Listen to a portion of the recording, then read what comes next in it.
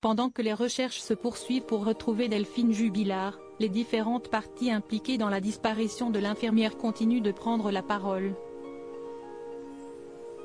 Un des avocats de Cédric Jubilard, M. Jean-Baptiste Allary, a récemment fait des révélations inconcevables sur la rivale de Delphine Jubilard, et il n'a pas terminé.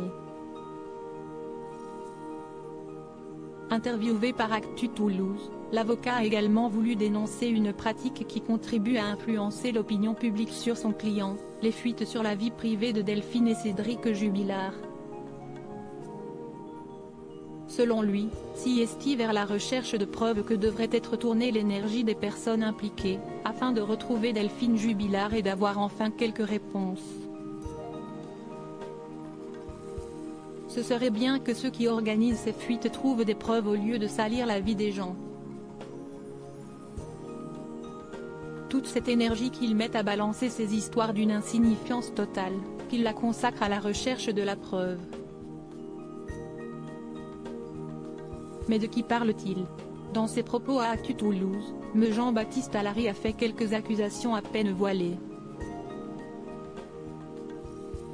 Qui, en dehors du procureur et de la section de recherche de Toulouse, a accès à ces informations, et a un intérêt à ce qu'elles soient diffusées? Les avocats de toutes les parties civiles sont très discrets depuis le début, alors je le dis, qui a intérêt à tout ça? Dès le lendemain de l'audience devant la chambre de l'instruction, ils se sont attachés à couvrir la parole de la défense par un chaos médiatique en déballant des phrases prononcées par la mère de Cédric Jubilard pendant sa garde à vue, CIST déplorable.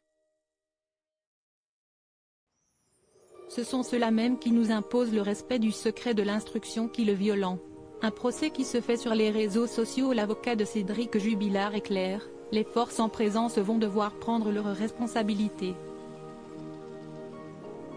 Faute d'avoir tenu une conférence de presse propre, avec des éléments uniquement objectifs, là, on a des personnes, procureurs ou gendarmes, qui croient que les procès se font sur les réseaux sociaux ou dans les médias, mais il va falloir assumer devant les tribunaux. Des propos forts qui restent en cohérence avec l'indignation que ressent l'avocat face à ce qu'il voit surtout comme de l'acharnement contre son client. La justice n'aimant pas le vide, cela devenait humiliant tant pour la section de recherche que pour le parquet, de ne pas arriver à offrir un coupable au public qui n'attendait que ça. Alors ils se sont dit, on n'a qu'à annoncer que CIST lui, fabriquer quelques preuves, tordre des vérités, et ça passera.